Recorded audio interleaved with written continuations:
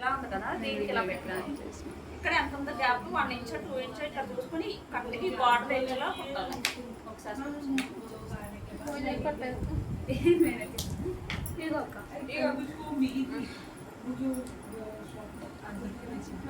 Phone ఎడ పెట్టినా ఇది ఇలా ఉంది కదా, మీరు 1 ఇంచ్ పెట్టుకుంటారు 2 ఇంచ్ పెట్టుకుంటారు ఇలా చూసుకుంటారు.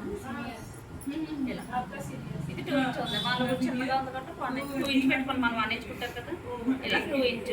ఇది ఎంత కెమెరా క్లోజ్ అవుతుంది చూడట్లేదు, ఓన్లీ 2 ఇంచెస్ చూడాలి సరిపోతుంది. ఇక్కడ ఎలా ఉంది కదా, ఓన్లీ బార్డర్ పైన